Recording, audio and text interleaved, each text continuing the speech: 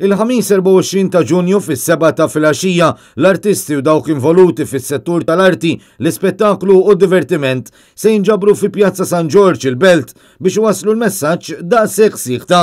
Dan wara l-insistew li din l-industrija teħtieġ ippjanar u għalhekk hu importanti li l-organizzaturi jkunu jafu se jiġri sal-aħħar tas-sena minn issa.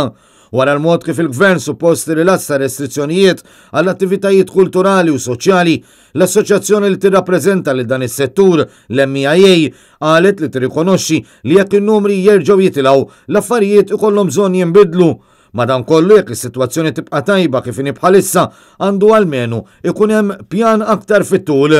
L-MIA fakret kif ilha xhur li ppreżentat proposti lill gvern u għalhekk issa qed ittenni li l-organizzaturi tal-attivitajiet u l-artisti ma jistgħux jibqgħu sieħta filwaqt li qed jgħidu li qed jinżammu fid-dlam kif ukoll qed iħossuhom iddiskriminati bil-mod kif il-gvern ħabbar is-suppost rilass fir-restrizzjonijiet.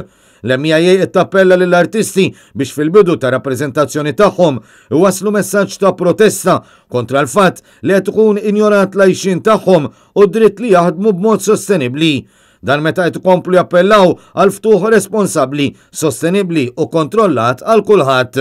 Minnaħa tiegħu matul il-programm NetLive, il-Viċi President tal-MIA Tony Attard spjega li l-assoċjazzjoni twaqfet madwar sena ilu blan li twassal il-vuċi tal-artisti bit-tama li tkun evitata is-sitwazzjoni li fil-verità spiċċaw fiha illum il-ġurnata.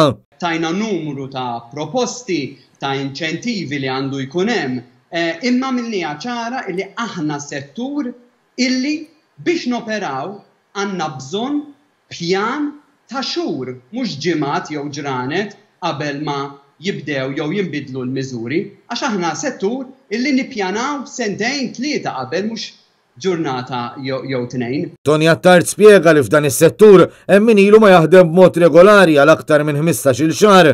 Għaldaqstant li issa wkoll dawn l-artisti ma jistgħux joperaw ifisser li dawn ma jkollhomx id-dritt ta' impjieg fost spejjeż li baqgħu ma qataw xejn għal dan iż-żmien kollu. Aħna nimxu bid-diplomazija.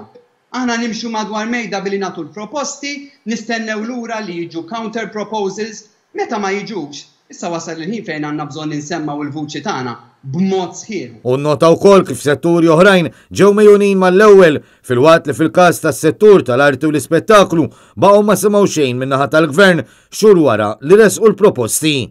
Kemm ilna issa li riġna dawn il-miżuri ta' restrizzjoni tas-settur tagħna? Sallum, sissa, għadna ma smajna xejn. Mela, kif qed li niġu trattati? Mhux b'mod differenti jew inqas b'mod inġust mis-setturi oħra?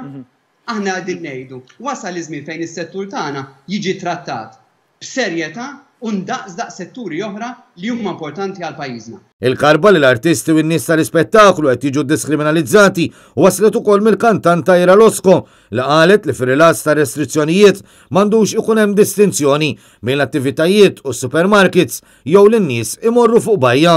Il-virus ma jiddistingwix bej kunċert u supermarket, ma jiddistingwix bej bajja u jien naftiċ, per eżempju. Minnaħa l-oħra deskriviet il-mod kif ġew deċiżi l-affarijiet fil-jiem li għaddew bħala azzjonijiet li jmorru kontra l-loġika u li huma mingħajr pjan. Hija l-loġika l-ħaġa, il-loġika li inti diġà għandek il-miżuri f'posthom u aħna sejrin lura minn daw il-miżuri. Għamin aħna ma rridux l-eluf ta' nies ma rridux eluf ta' nies, irridu events ikkontrollati. Dan fil-waqt li fakret fil-proposti li dan is-settur għamel lill-awtoritajiet tas-saħħa fosthom il-ftuħ bil-galbu ħalli l-artisti jkunu jistgħu jippjanaw.